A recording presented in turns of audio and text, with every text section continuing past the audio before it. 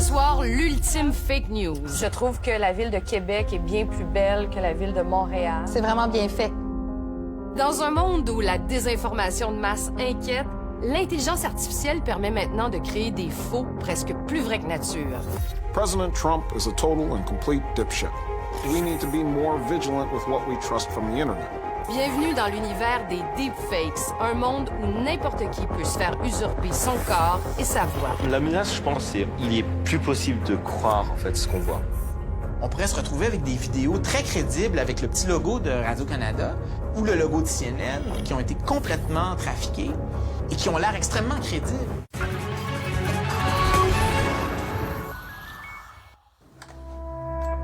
We're entering an era in which our enemies can make it look like anyone is saying anything at any point in time. Ce discours de Barack Obama passera à l'histoire, non pas en raison de son contenu.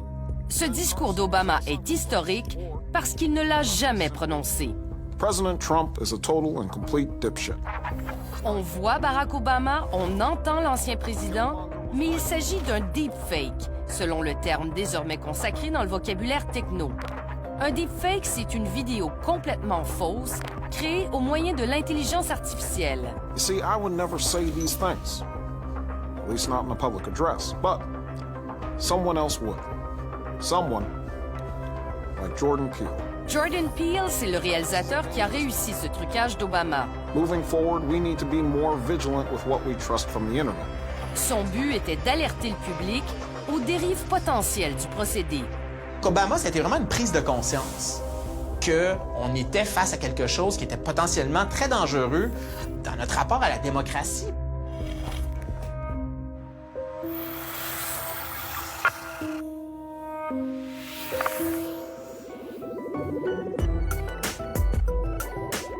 Ici, sur la promenade des célébrités à Los Angeles, on déambule dans un monde d'illusions, de faux et de pacotilles.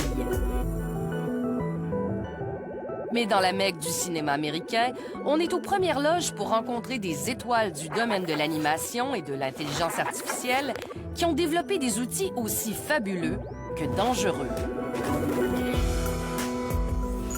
Nous sommes chez Pinscreen, un studio de Los Angeles, pour rencontrer l'un de ces nouveaux maîtres de l'illusion. Donc ce que je vais faire, je vais juste prendre une photo de moi-même. Nous y avons rencontré Hao Lee, vrai postdocteur en sciences informatiques et fausse danseuse de Gangnam Style. Il me prête son visage et je lui prête ma voix. Alors, salut Hao, je suis très heureuse de te rencontrer toute ton équipe ici chez Pinscreen. Vous faites vraiment du boulot un peu inquiétant, mais très réaliste et très sophistiqué. Avec sa jeune entreprise, il brasse de vraies grosses affaires dans le domaine du faux.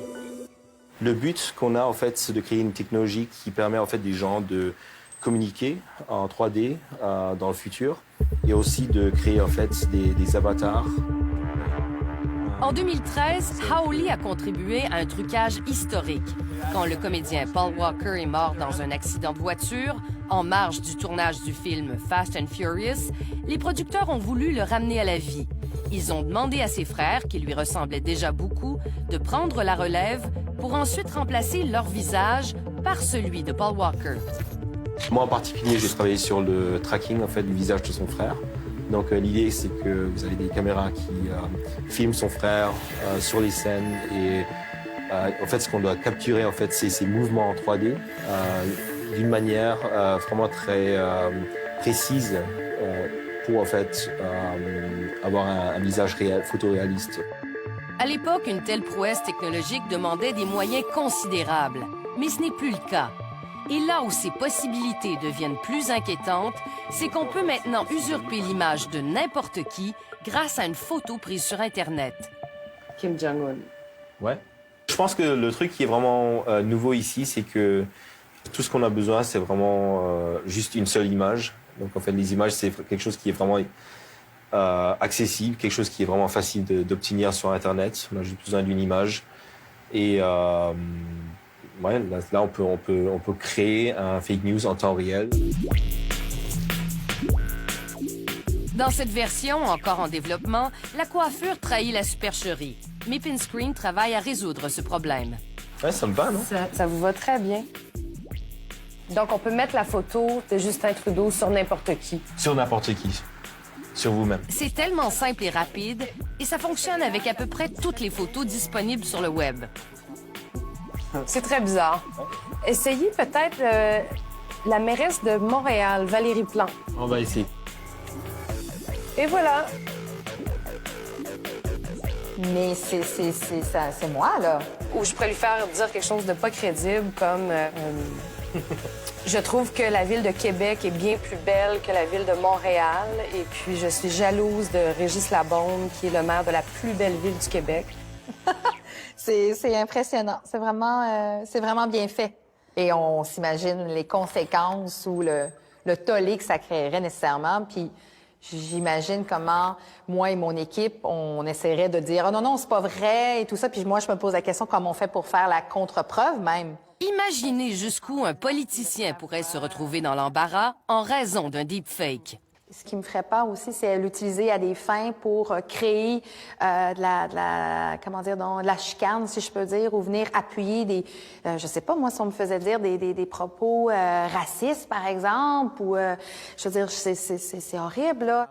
Mathieu Dugal est journaliste et animateur techno à Radio-Canada. Il s'intéresse au phénomène. On pourrait se retrouver avec des vidéos très crédibles avec le petit logo de Radio-Canada, ou le logo de CNN, ou le logo de France 2, et là, de voir des vidéos circuler qui ont été complètement trafiquées et qui ont l'air extrêmement crédibles. My fellow Americans, after serious consideration, I have decided to resign from the office of the president. Le cauchemar, ce serait une vidéo de Trump qui dit avoir lancé une attaque nucléaire sur la Corée du Nord. Avant même qu'on se rende compte que c'est un trucage, on serait en pleine guerre nucléaire. Ça a peu de chances de se produire, mais c'est possible. Chose certaine, la technologie existe. Annie Farid se spécialise en analyse et en authentification des contenus numériques. N'importe qui peut créer des trucages convaincants. Je pense que ça va mener à une apocalypse de l'information. Les deepfakes ne sont pas qu'une menace à la démocratie. Les trucages sophistiqués peuvent avoir un effet dégradant pour des personnalités publiques, en particulier les femmes. Ça a commencé dans la pornographie. Et donc, on a pu voir, par exemple, le visage de Michelle Obama plaqué sur une actrice afro-américaine, actrice pornographique afro-américaine. Les actrices Emma Watson, Cameron Diaz, entre autres, en ont été victimes. Leur visage collé à d'autres corps dans des positions sexuellement explicites, évidemment à leur insu. En Inde, une journaliste d'enquête critique envers le pouvoir a aussi été victime de ce traitement dégradant. Le deepfake est devenu viral. Et en Irak, où une élection se prépare pour le printemps prochain, des femmes candidates ont été victimes de la mise en circulation de vidéos sexuellement explicites d'elles-mêmes. On le sait, les femmes, les personnalités publiques, mais surtout les politiciennes, on est plus vulnérables face aux perceptions, aux opinions publiques défavorables. La critique est souvent beaucoup plus acerbe, plus rapide. Le jugement est plus rapide. L'une des candidates irakiennes a choisi de retirer sa candidature, même si elle affirme être victime d'un trucage. Même pour moi, c'est difficile de dire si ça a été fabriqué ou pas. Il y a des artefacts qu'on voit souvent, mais il y a tellement de compression qu'on peut pas voir. Mais si les gens ils ne savent pas que c'est possible en fait de manipuler des vidéos comme ça de nos jours, c'est quelque chose de vraiment grave, quoi.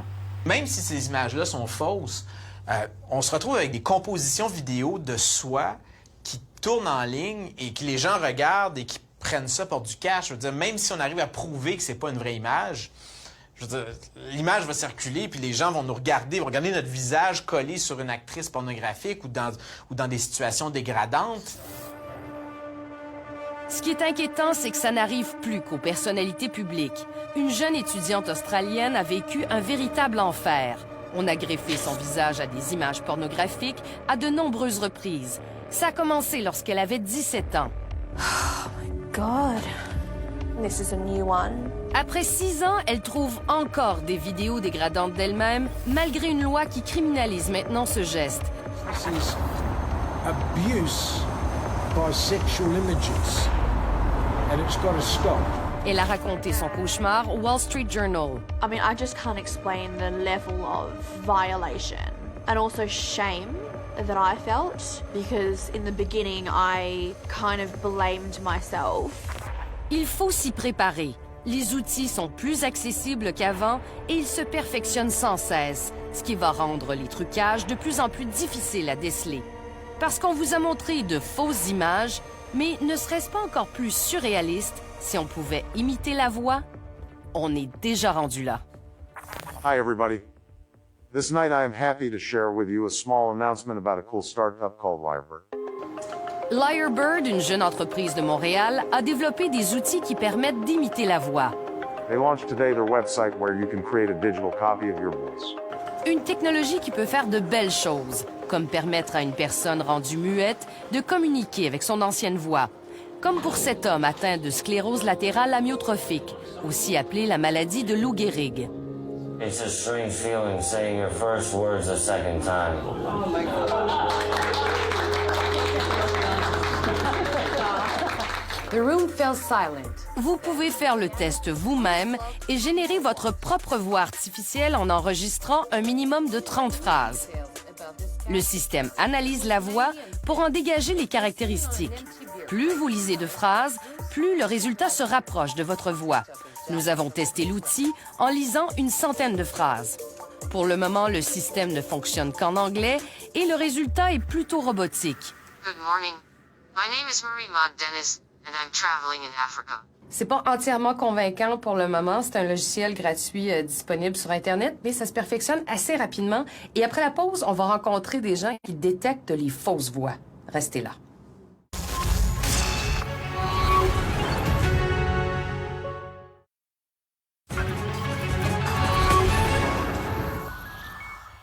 Évidemment, ça s'impose. This is just common sense. Je suis convaincu que ça va arriver. It's already begun. Il est maintenant possible d'usurper la voix de personnalités publiques en reprenant leur discours, par exemple. Merci. Nuance, une entreprise internationale qui œuvre dans le domaine de l'intelligence artificielle, développe une technologie qui permet de différencier le vrai du faux. L'imitation de la voix, c'est une technique qui est utilisée par les fraudeurs depuis très, très longtemps. Mais aussi, on est en mesure de détecter des attaques beaucoup plus sophistiquées, telles que les voix synthétiques. Donc, je vais vous montrer une voix synthétique de très haute qualité. Okay. Hello? Hi. I'd like to reserve a table for Friday the 3rd. Mm-hmm. For 2 people. Yeah. The first name is Daniel. That's D-A-N-I-E-L. Okay, great. Thanks. Donc, vous voyez, à l'oreille humaine, on dirait que c'est une voix réelle. C'est très convaincant. C'est très, très convaincant. Par contre, les algorithmes sont en mesure de détecter qu'effectivement, c'est une voix synthétique. Si je vous demandais de répéter une phrase 100 fois, vous allez toujours, parce que vous êtes un être humain, vous allez toujours avoir une variation naturelle. Tandis que si on demande à un ordinateur de le faire, il y a un pattern qui se répète. Et c'est comme ça qu'on est en mesure de détecter que c'est une voix synthétique. Des manipulations de voix qui interfèrent avec la démocratie, ça existe déjà. En 2012, un politicien colombien a été accusé d'avoir collaboré avec les FARC, ce qui l'a conduit en prison. Este video es una de las evidencias que tiene la fiscalía para implicar a Sigifredo López. En ese primer pasillo encontramos el vigilante. C'est la technologie de Nuance qui a permis de démasquer la supercherie. C'est grâce à notre logiciel qu'on a pu prouver que la vidéo était fausse.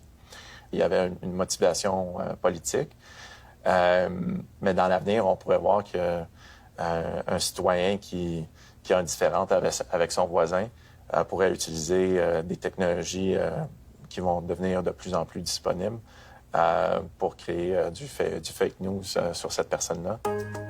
Si la technologie de Nuance peut détecter les faux, elle peut aussi identifier les vrais enregistrements.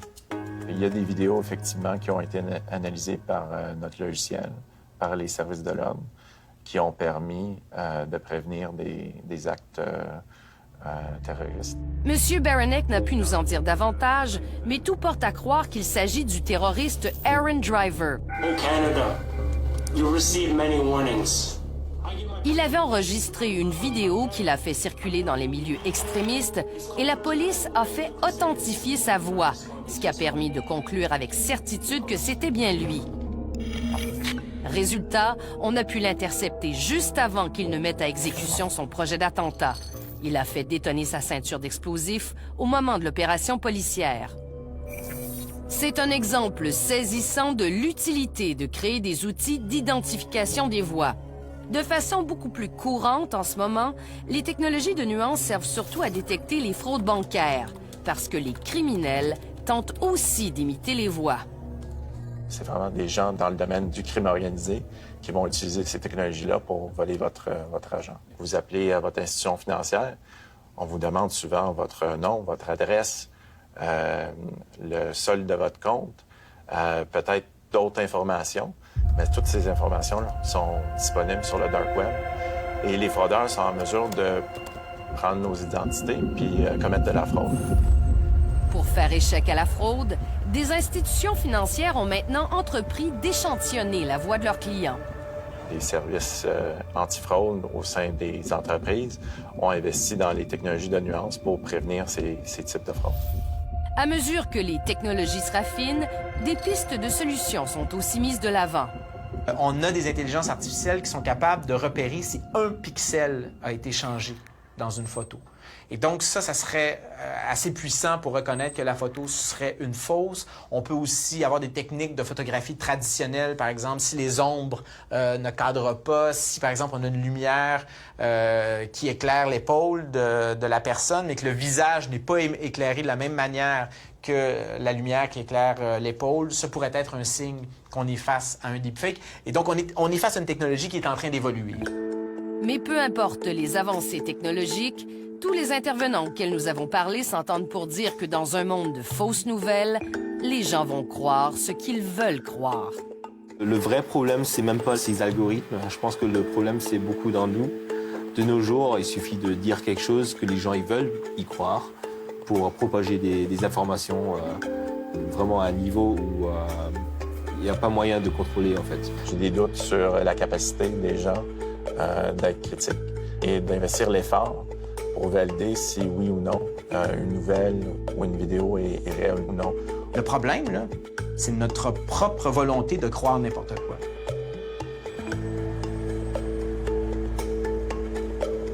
Dans ce monde d'illusions, on ne le répétera jamais assez, il sera toujours préférable de se tourner vers des sources fiables. I love Radio-Canada. They are not fake news.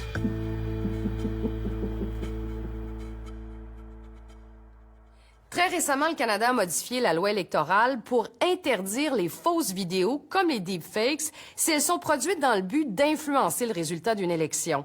On parle d'images ou de vidéos qui tentent frauduleusement de faire croire qu'elles sont authentiques. Et cette période d'interdiction, elle vaut pour la période électorale, mais aussi pour la période préélectorale qui commence le 30 juin prochain.